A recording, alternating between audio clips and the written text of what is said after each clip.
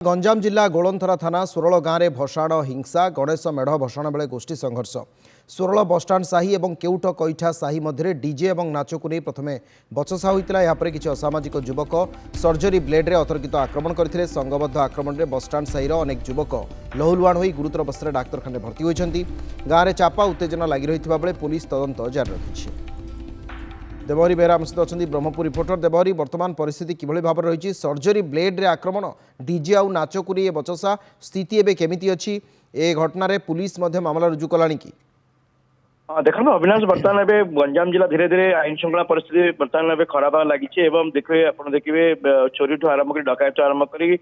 मानव आक्रमण यही घटना कोटना कोटने बारंबार देखा मिलूँ एवं ये जो डीजे साउंड को लेकर बर्तमान जो गोपाल आप देखिए गोलंथरा थाना अंतर्गत 16 ग्राम रही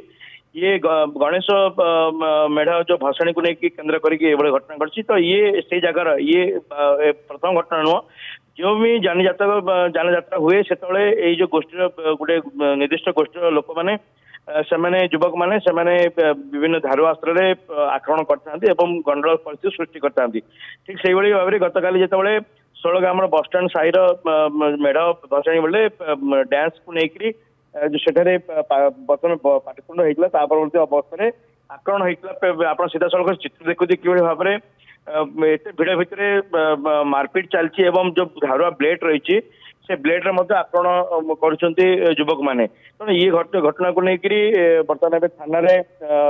एक मामला रुजु होती पुलिस गोलंथरा थाना पुलिस बर्तमान तदंत आरंभ कर जो मैंने गुरुतर आहत अच्छा एमकेसी मेडिकल भर्ती कराई चिकित्सित होती। अविनाश ठीक अच्छे अनेक अनेक धन्यवाद देवहरी आपको विस्तृत सूचना सहयोगी थे देवहरी बेहरा अधिक सूचना देते जहाँ